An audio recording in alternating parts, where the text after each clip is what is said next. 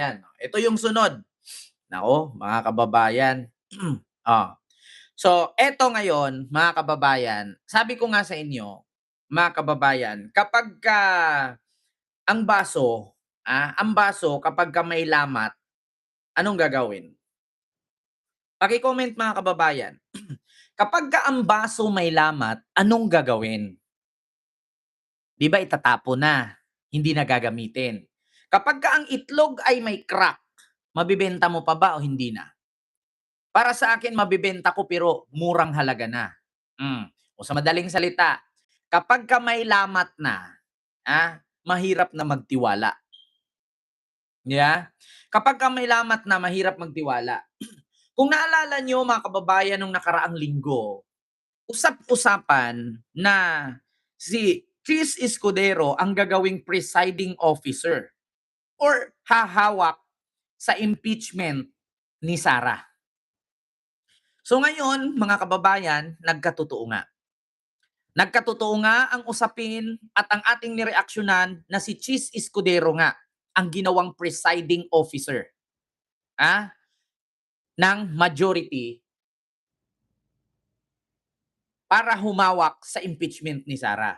So ngayon mga kababayan, alam nyo ba hati ang opinyon ng taong bayan? Hati. Bakit? Marami namang abogado. Bakit daw si Chis pa? Baka daw kasi, mga kababayan, maulit na naman ang forthwith ay madidili. Andiyan naman si Kiko. Nandiyan naman sino pa bukod kay Kiko? Mga kababayan, nandiyan si Marcoleta. Wag na, wag na. So ngayon mga kababayan, hati po ang opinyon ng taong bayan. Sa according sa mga comment na aking nabasa, mga kababayan, kasi si Chis Escudero na po kasi ang napiling presiding officer or mangunguna or hahawak sa impeachment ni Sara. So ngayon, mga kababayan, eto nga, totoo nga naman. Si Chis Escudero na po talaga ang hahawak. So ito po pakinggan natin. Ngayon mga kababayan, magbigay po kayo ng komento, magbigay po kayo ng komento mga kababayan kung ano po ang komento ninyo, kung may tiwala ba kayo kay Chis. Rate 1 to 10. Ano pong number na tiwala ba kayo kay Chis? 1 to 10.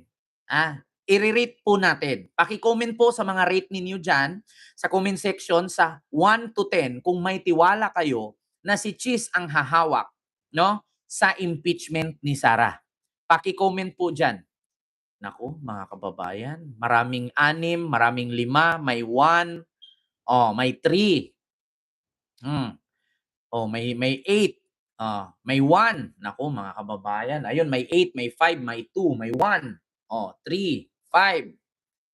Sa totoo lang mga kababayan, kung ako, ito nakita ko naman, 50-50 nga. Para sa akin, 50-50 talaga. 5 talaga sa akin. Kasi ganito yan mga kababayan Sa ngayon kasi, mga kababayan, kung gusto ni Chis linisin ang kanyang pangalan, patunayan niya sa taong bayan na karapat-dapat siya bilang presiding officer diyan sa impeachment ni Sara. Pero mga kababayan, mahirap kasi, 'di ba? Mahirap kasi. Ginawa na kasi niya yan noon Kung, 'di ba, mahirap talaga sa totoo lang mga kababayan. 5 talaga ako, 50-50 talaga. Bakit? Kasi kung ngayon, siyempre tayo mga kababayan, 'di ba? Hindi naman tayo siguro magbigay ng ganitong komento kung hindi natin naranasan yung ginawa niya noon. 'Di ba? So, baka sabihin ng iba na mga supporter ni Cheese na, grabe naman kayo makapagbigay ng comment kay Cheese, grabe naman kayo hinusgahan niyo yung tao. Hindi naman kami nakakalimot sa ginawa niya noon. Kung makapagbigay man kami ng komentong ganito, si Risa Force at kay Mama Marites Mosnihilo po. Kung makabigay man kami ng komentong ganito, so hindi dapat si Cheese malungkot. Hindi dapat si Cheese magalit. Bakit? Kasi ginawa niya yung dati, Diyos ko, dinili-dili nila, tapos pinagkaisahan nila ni Joel Villanueva, di ba? Nagugulat tayo, bigla silang nag-adjourn na pwede pa naman na nilang pag-usapan yung about sa impeachment ni Sara. Tapos anong ginawa nila? In-archive nila. So, sino bang sisihin nun? Sino bang may kasalanan nun? Di ba, si Chis Escudero is a Senate President at the time. So ito ngayon mga kababayan, confirm po, si Chis Escudero ang hahawak, mga kababayan, sa impeachment ni Sara. Ito ha, may ads lang. Kaya nga, 'di ba? Oo, he need to gain the people's trust. Tama. Kasi mahirap talaga sa totoo lang mga kababayan, mahirap. Ikaw, tanungin ko kayo, ninakawan kayo, magtitiwala ka pa ba na iwanan mo ang bahay mo sa kanya kung ninakawan ka na? Malamang hindi. Kasi bakit? Ninakawan ka na niyan, eh. Okey lang sana kung ang ninakaw sa'yo piso-piso, dos-dos lang. Kung ninakaw sa'yo malaki, daan-daan libo, milyones, hindi ka na magtitiwala, uy. 'Di ba? Diyos ko mga kababayan, trust yourself, don't trust others. 'Di ba? Mm. Our consensus as of this morning, Hmm. we will elect Senator Chis Escudero Naku. if we convene again as impeachment court to be the Naku. presiding. Posibleng si Senator Francis Chis Escudero na ang ihahalal bilang presiding officer sa darating na impeachment trial ni Vice President Sara Duterte sa Hulyo. Ayon kay Senator Panfilo P. Lacson, ito ang napagkasunduan nilang mga senador kaninang umaga. Mismong si Senate President Sherwin Gatchalian pa ang Ma'am Ebelinda, hello ng po. nasabing ideya. Binigyang diin ng senador na malaki ang maitutulong ng karanasan ng kapwa niya senador bilang isang abogado na may sapat ding kaalaman pagdating sa mga proseso ng impeachment. Sa totoo lang, si Chis Escudero hindi mo masisi kasi matalino nga naman. Kung pagpipilian lang talaga, si Chis talagang number 1 na pagpilian. Kaso lang ang problema kasi mga kababayan, may trauma na yung tao eh. Sa ginawa ni Chis, nawawalan ng gana, nawawalan ng tiwala yung tao sa kanya. Na sana naman maintindihan ni Chis, katulad ngayon sa ginawa natin pagre-react natin na 50-50 yung tiwala natin sa kanya. Mahirap kasi. Pero tignan natin, no? Tignan natin mga kababayan kasi bakit? Walang takas si Chis diyan eh. Una, kapag pumalya na naman si Chis diyan sa paghawak sa impeachment ni Sara, sunod eleksyon di na naman nanalo yan. Baka nga huling karir na niya yan sa politika. Sa probinsya nila, oo, mananalo siya. Pero sa national politics, parang mahihirapan na siyang umangat, mga kababayan. Di ba? Ultimo nga, ang alumni. Ultimo nga, ang paaralan na kanyang pinag-aralan. Basura na nga tingin sa kanya eh. Di ba? Mahirap kasi mga kababayan, yung mga flying butterfly. Mahirap magtiwala. Sa totoo lang, kahit sino naman. Pero sa ngayon, tignan natin. No? Abangan natin, tignan natin kung anong resulta dyan sa pangunguna ni Chis or bilang isang presiding officer dyan sa impeachment ni Sara. Bilang, kumbaga parang punong hukom, no? Dyan sa Senate trial, sa impeachment ni Sara. Makikita naman natin yan eh. Malalaman natin kung ano ang resulta kung mag-umpisa na.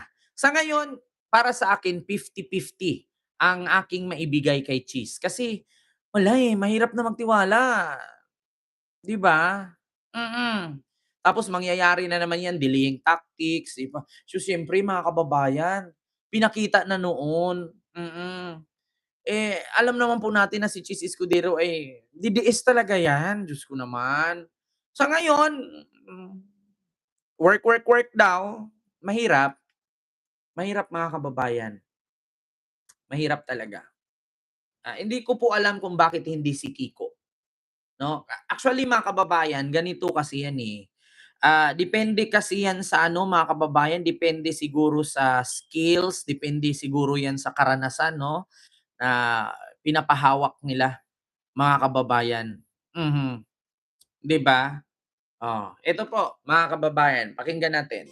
Lawyer eh.